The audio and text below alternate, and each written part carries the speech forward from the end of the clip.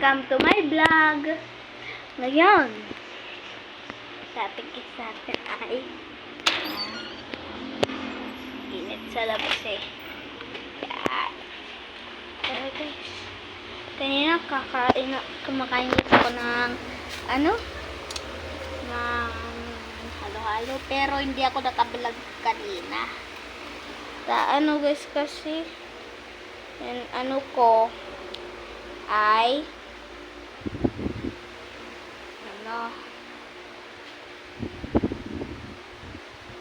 na yung lubat tong camera. Yan, size na. Yan, nanonood guys ako ngayon ng TV. Pinatay ko lang ngayon, oh.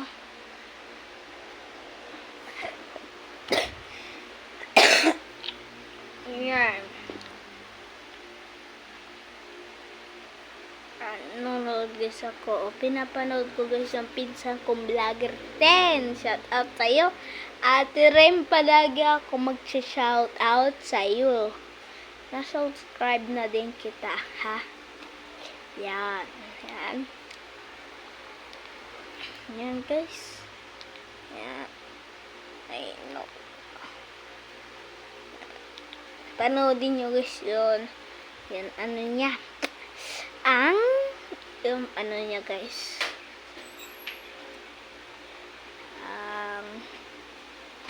Vlog niya. Yan. Ay.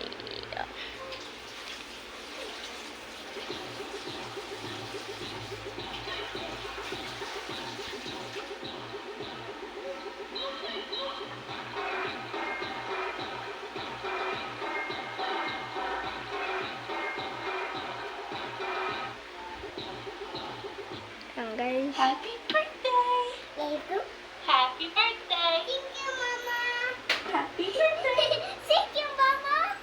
Happy birthday! Thank you, Mommy. You're welcome! Happy birthday! Thank you. Happy birthday! Thank you, Mama. Happy birthday! Thank you, Mama. Happy birthday! Thank you, Mommy. You're welcome! Happy birthday! Thank you.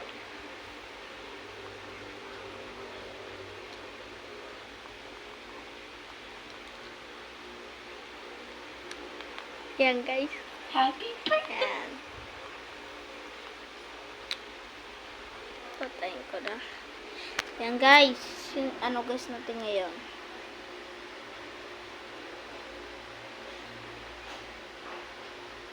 Yan. Anong topic natin na ganyan? Yung gagawin guys natin ngayon ay mag-basketball. Yan. Yan, mamaya na guys tayo mag-basketball sa net. Bukas na siguro. Next vlog. Abangan nyo guys bukas ha. Yan. Yan, vlog ko po. Yan. Pagpasensyaan nyo na. Guys. Panoodin nyo basta shout out pala sa mga classmate ko dyan. Grade 3, Mariel. Yun o. Yan guys, tara. Tapos guys tayo. Yan guys, tara.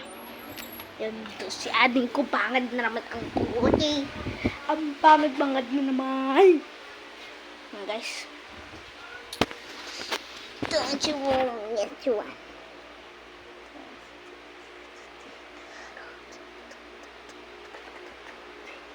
Guys, nood guys tayo. Yan. Set up ko guys itong kami. Para makita. Yun din.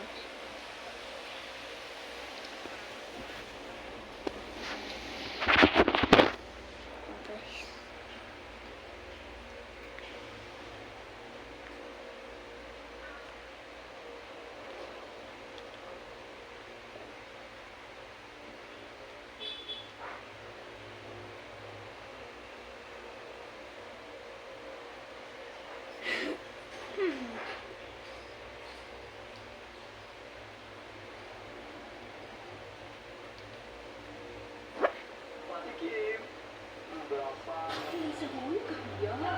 Paanayin mo ng pace. Mas marga sa linis yun. Hanggang sabo. Walang sabon ng pace. Isang mata, isang kaunta. I choose 99.9% germ kill. Other days, moisturized kill. Now I choose both. Use Safeguard White Camellia 2-in-1 Body Wash. Why choose one? Choose 2-in-1. Upgrade to Safeguard 2-in-1 Body Wash. Ayos, makakakita na ako ng eroplano na magkakaabanggaan.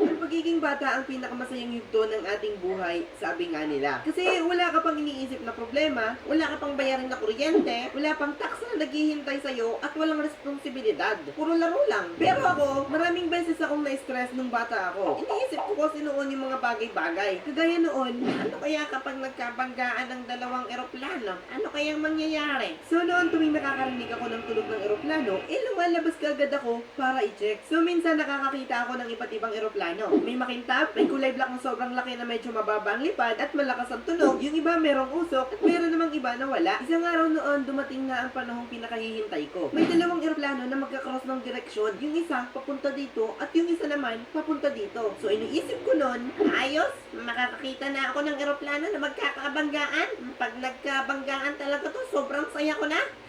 Iyayanig kaya ang lupa pag nagkabanggaan yon? Ano kayang tunog nun? So pinakahintay-hintay ko talaga yung pagbabanggaan nila. Oh, babo.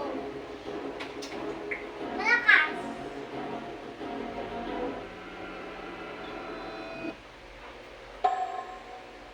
Mas naunang tumawid yung isa, hindi sila nagkabanggaan. Ay, sayang, hinintay ko pa naman. Grabe naman yan, hindi ko na naawa sa mga taong nakasakay sa eroplano. Ano ba ba? Ano kinalaman ko dyan nung bata pa ako? Kasi noon wala pa akong pakialam kung ano mangyayari sa kanila. Basta gusto ko lang makita yung pagbabanggaan nila. Bata pa lang kasi ako noon eh. Ano pa malay ko dun? Pero masama yun ha. Huwag niyong gugustuhin ang isang bagay na magdudulot ng masama sa iba. Kayo talaga. Iniisip ko din noon na ang lobo kapag lumipad sa langit, mawawala ng epekto yung gamot nun. At babagsak sa lupa pero nakalobo pa rin. Tapos, swerte yung makakalimot kasi may lobo siya for free. Then isang araw noon may nakita akong bata na may kasamang papa niya ata yun. Bumili sila ng lobo. So hindi pa ako makapagpabili ng lobo noon kasi alam kong wala kaming pambili. Sabi ng nanay ko, alam mo ba yung mayayaman na yan? Bumibili ng lobo yan kasi may mga sakit sila. Ihilingin nila na sana mawala ang sakit nila tapos paliliparan nila yung lobo nila at iisipin yung sakit nila ay lumipad na papalayo kasama ng mga lobo nila. So naisip ko na mawawalan nga pala ng bisa yung gamot sa lobo kagaya ng sinabi sa akin ng ate ko ata or nanay ko. Basta may nagsabi sa akin noon na mawawalan din ng bisa yung gamot habang lumilipad yung lobo. Tapos pabagsak na. So iniisip ko noon, kawawa naman yung makakalimot noon. Pag bumagsak, masasalo niya lahat ng sakit. So hindi ako naniniwala sa paniniwala nila na mapupunta sa lobo yung sakit. Kasi dito, paano mapupunta ang sakit dito? Eh di sana wala ng doktor at gumawa na lang ng maraming lobo. At sinabing, sa'yo na ang sakit ko. Lipad na. I am healed. Yay! So pagkadating ko sa aming bahay, nagdadasal ako noon na sana sa tapat ng bahay namin bumagsak yung lobo. Ang ganda pa naman noon kasi makulay na lobo yon at may shapes. May hugis helicopter, may hugis Spider-Man, may hugis kotse, at iba pa. So noon hinihintay ko talaga na bumagsak yun sa labas ng bahay namin. Sana dito bumagsak yung lobo. Sana madala ng hangin at bumagsak dito yung lobo na pinakawalan ng bata kanina. Sana marami pang bumili at pakawalan nila ang mga lobo nila at dito bumagsak lahat. At maghapon akong naghintay, walang bumagsak na lobo at nasayang lang yung paghihintay ko. Sayang. Hindi na lang kasi ako binili. Noon rin bata ulit ako, habang nasa church kami, binuklat ko yung Bible na ginagamit namin doon. At sa likod ng Biblia, may nakita akong mapa doon. Tapos may isa akong nakita na may nakasulat na templo. So iniisip ko noon, ay, baka ito ang templo ng Diyos at ito ang sinasabi nilang kaharian ng Diyos. So, ibig sabihin, ito yung mapa papunta sa langit. At kung ito ang mapa papunta sa langit, kailangan masaulo ko to. Dahil kung hindi, baka mapunta ako sa impyerno dahil hindi ko alam ang daan papuntang langit. Kaya kailangan masaulo ko to. Pero hindi pala yun yung way papuntang langit. O para makamit ang buhay na walang hanggan. Makakamit lang pala yun sa pamamagitan ng pagtanggap kay Jesus Christ bilang personal mong tagapagligtas. Jesus is the way, the truth, and the life.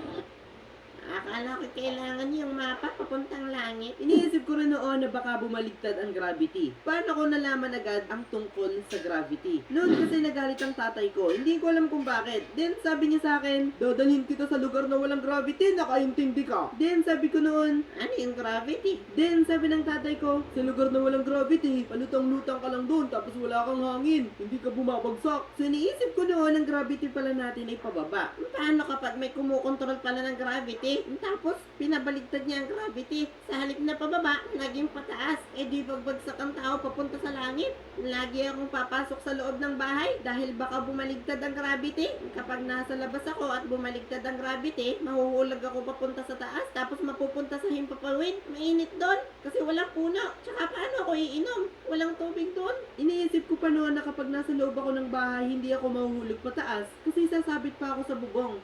Hindi ako mapapano. Noon rin iniisip ko na maglayas sa bahay. Isang araw kasi noon ginagalitan ako ng nanay ko at pakiramdam ko kuwawang-kuwawa na ako noon. At doon ko naranasan na magkaroon ng paghihiganti sa puso.